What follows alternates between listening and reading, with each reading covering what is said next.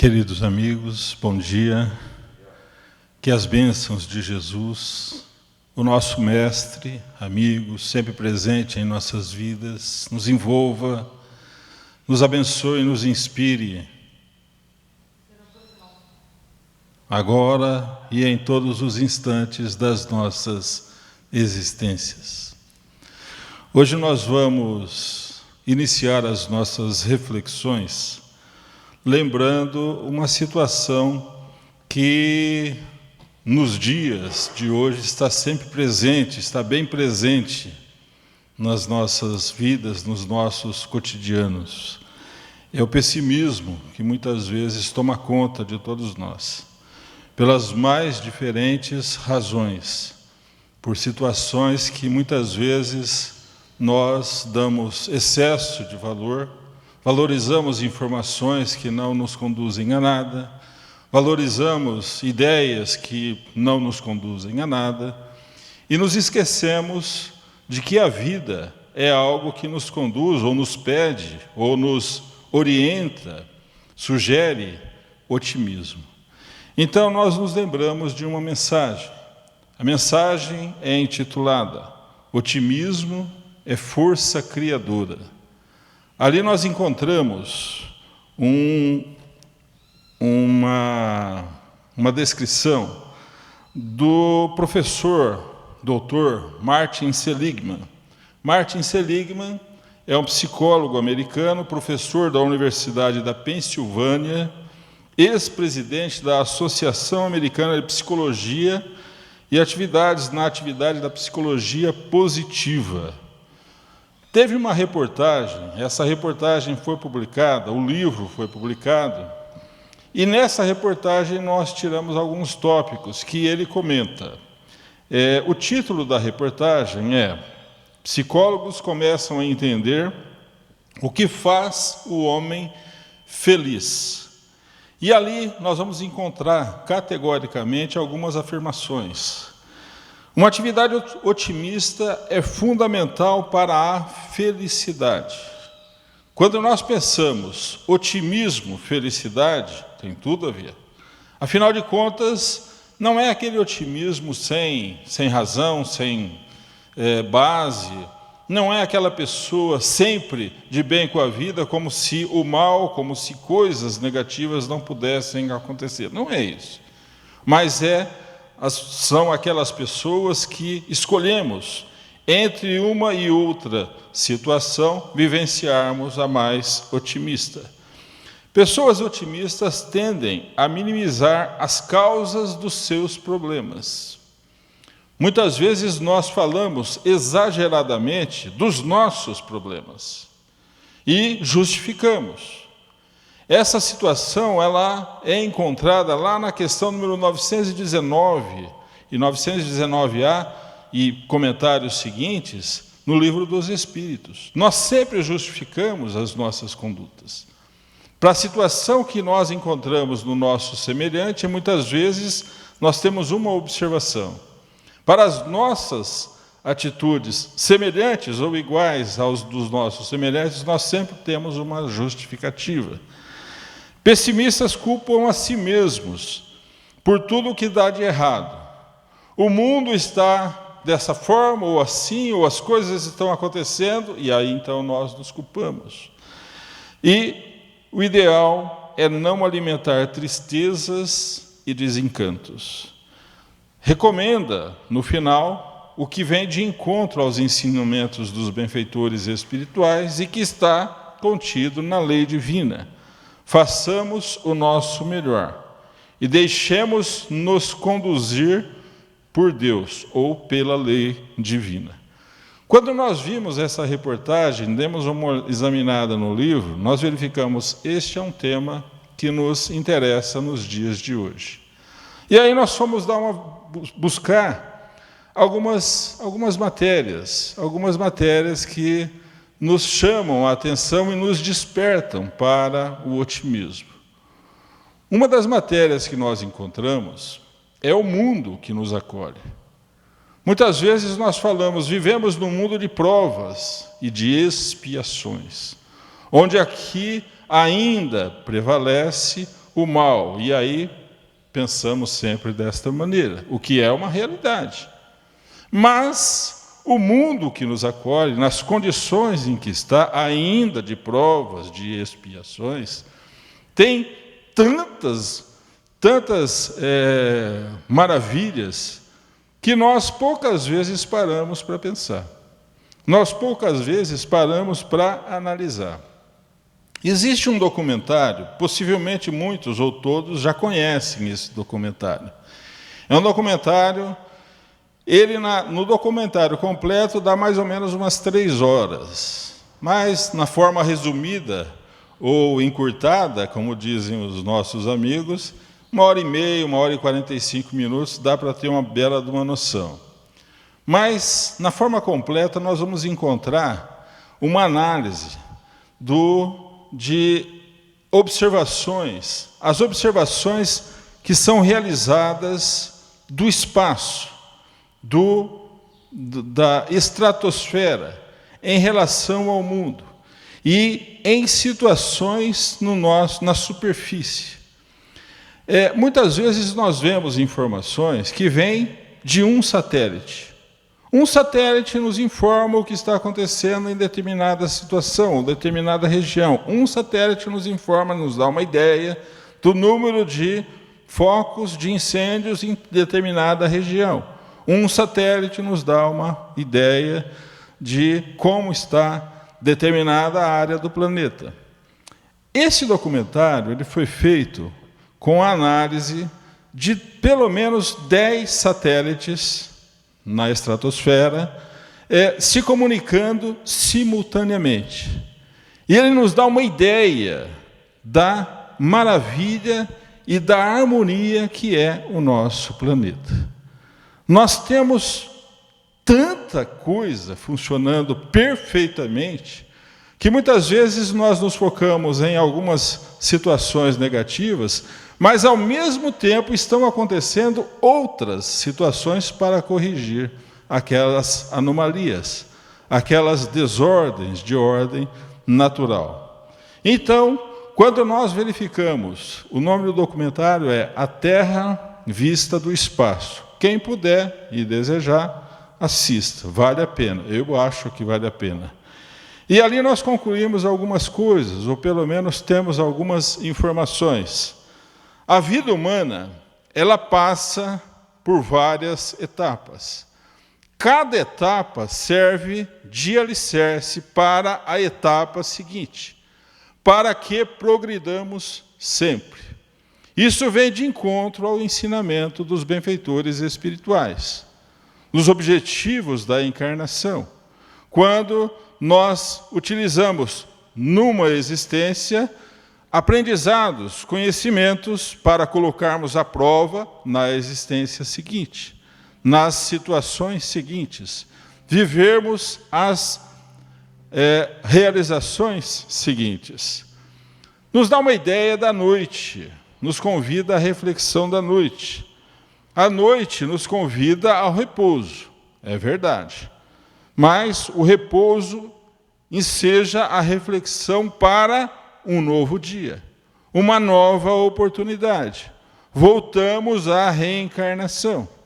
A reencarnação, o espaço entre uma e outra, nos enseja a reflexão para recomeçarmos. Nós temos ali algumas informações sobre o inverno. O inverno a gente acha, falta chuva, está tudo seco, né? O que parece ser destruidor enseja a preservação da energia, que despertará para a vida na primavera. E aí nós nos lembramos de um caso que nós vivenciamos. Há alguns anos nós trabalhávamos aqui em Barretos, uma cidade próxima, e um dos trabalhos que nós realizávamos era numa usina, várias usinas, mas naquele dia em especial, numa usina de álcool e açúcar.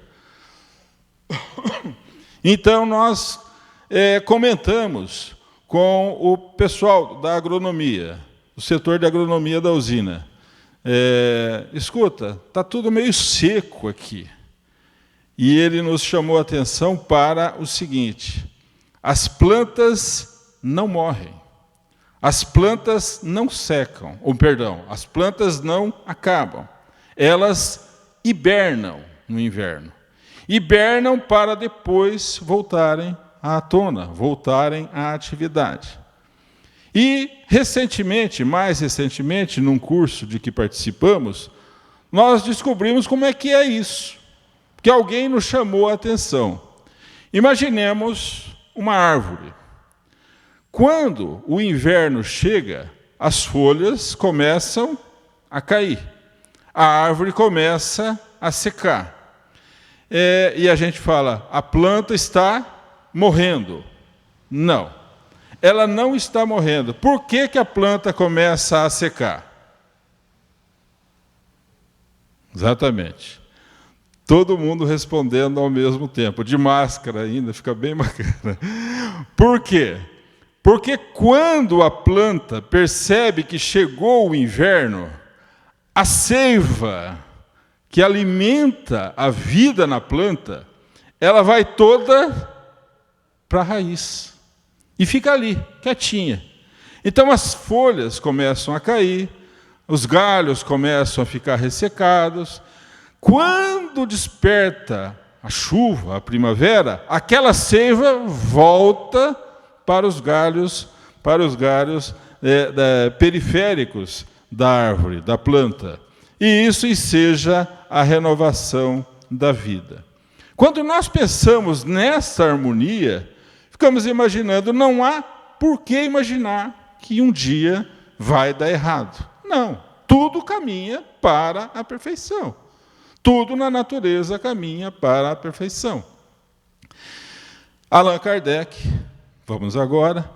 Allan Kardec, o codificador da doutrina espírita, ele indaga dos benfeitores espirituais aquela questão simplesinha. Qual o tipo mais perfeito que Deus permitiu reencarnasse entre nós para que nos servisse de modelo e de guia?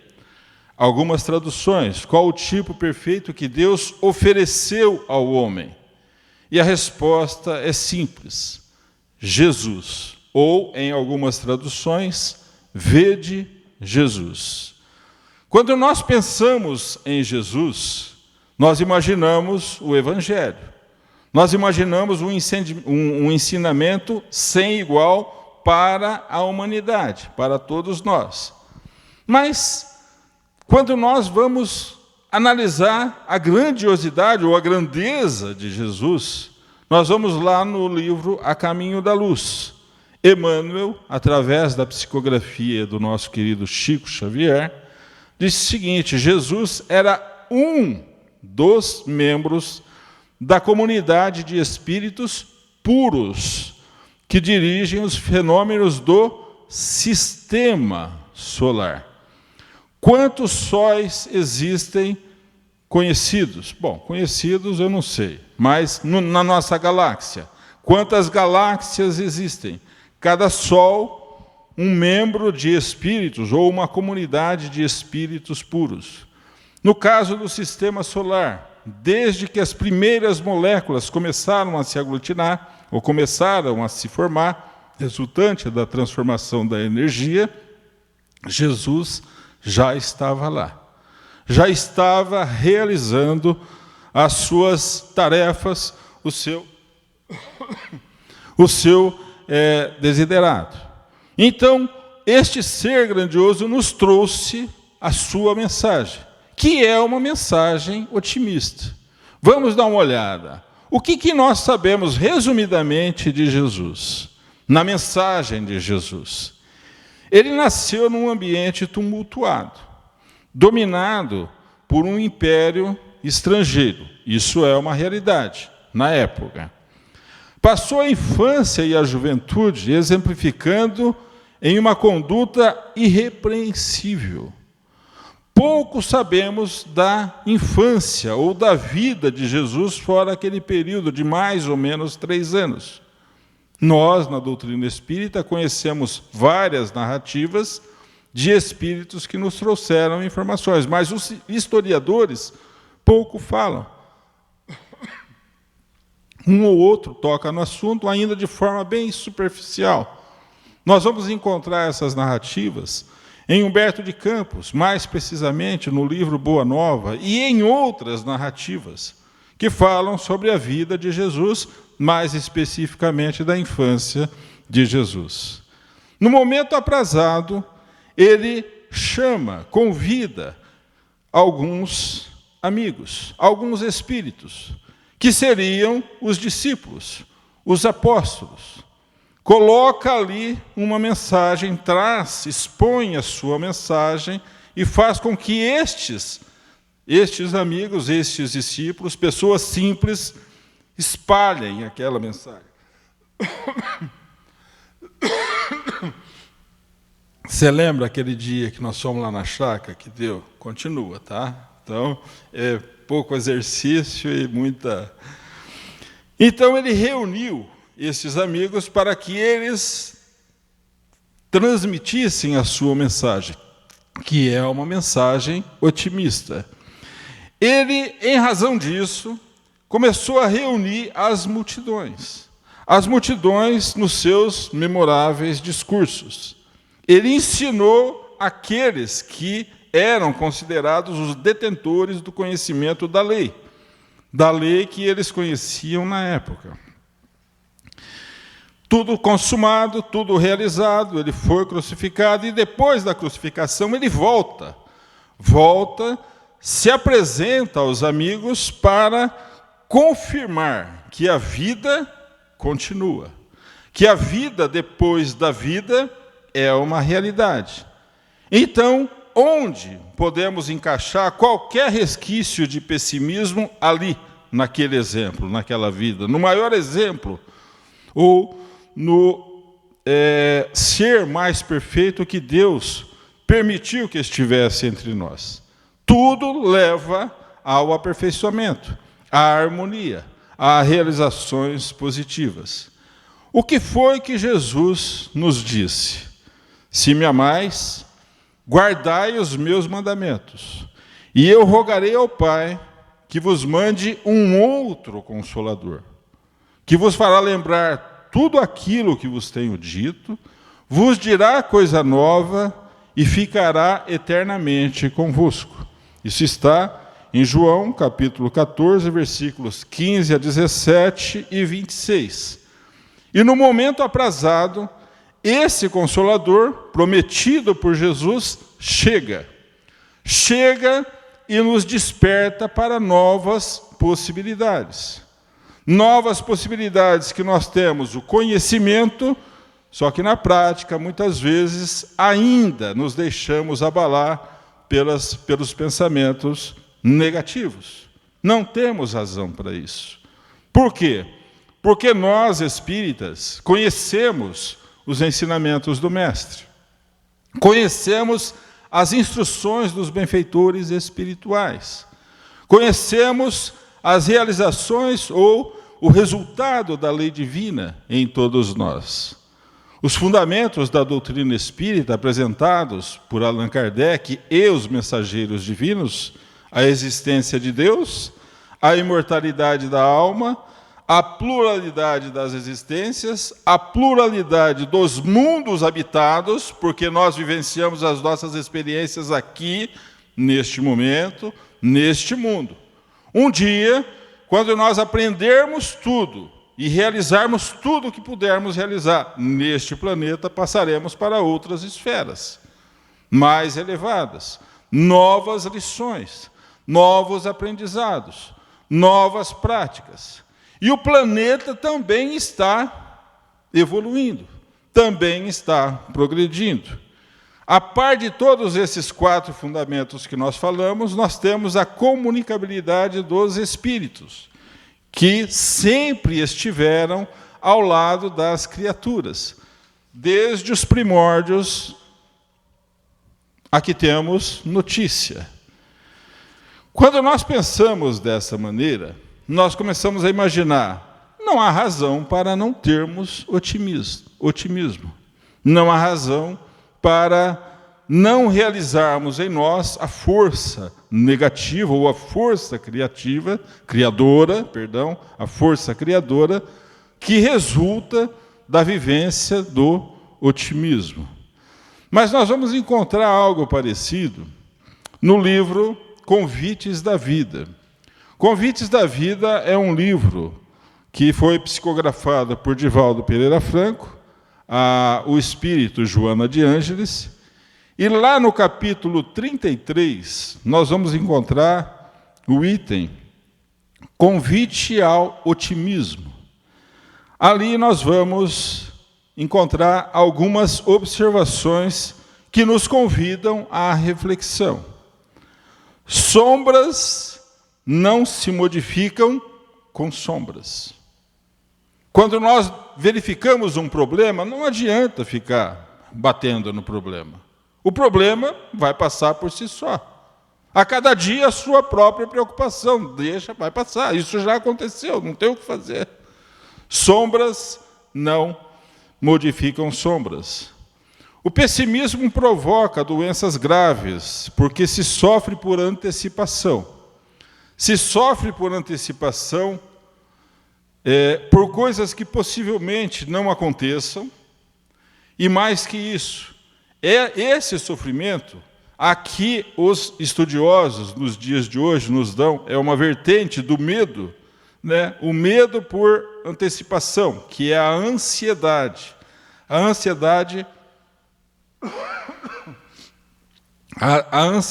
incontida e descontrolada, porque nós às vezes não conseguimos nos controlar, ficamos tão ansiosos que nos deixamos que isso se abata sobre nós. Isso, além de nos conduzir a uma situação que talvez não aconteça, são aquelas, o sofrer por antecipação, interfere no nosso organismo. O nosso organismo físico, ele fica desarmonizado com essas situações que nós vivenciamos. Situações que são negativas. Então, otimismo. Estabeleçamos em nós, diz Joana de Ângeles, a esperança. Sempre há esperança. É a luz que estabelece a claridade na paisagem e espanta as trevas.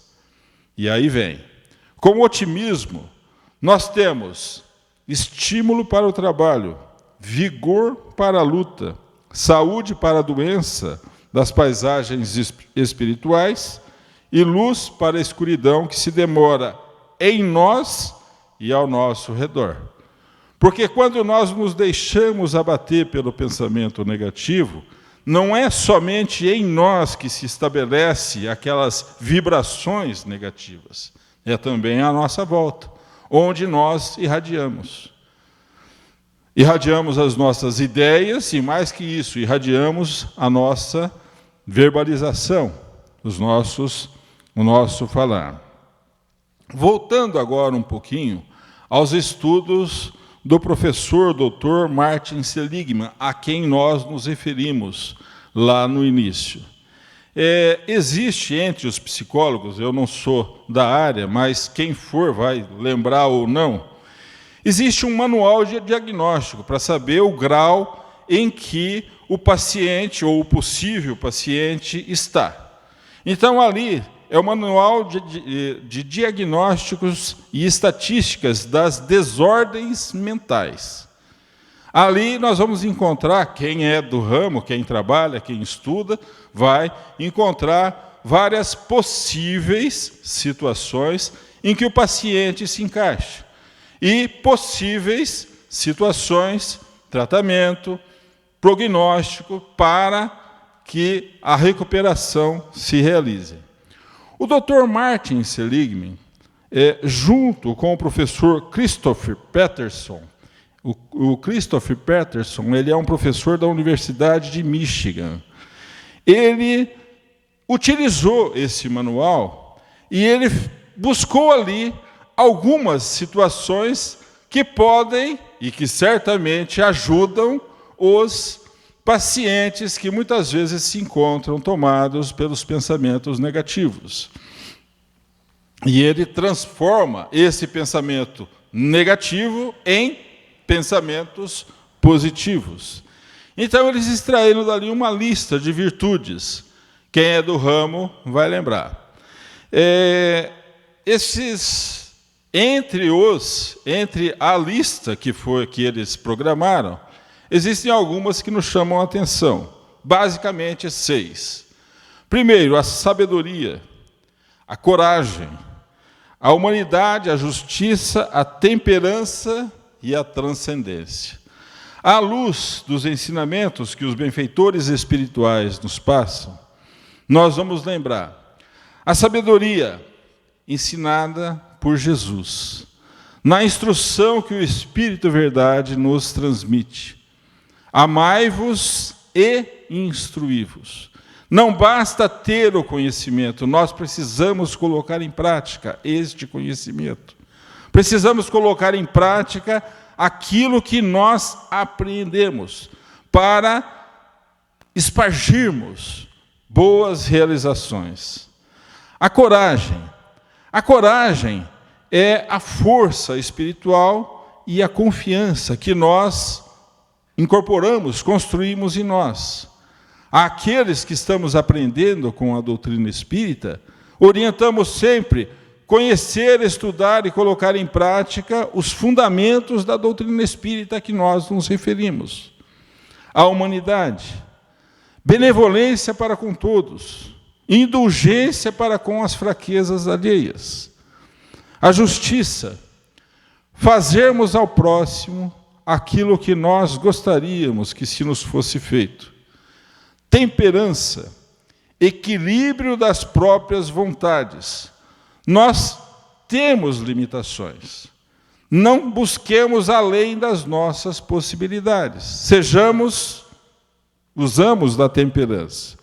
E aí, equilíbrio das próprias vontades, ali eles fazem 3 menções que nos chamam a atenção.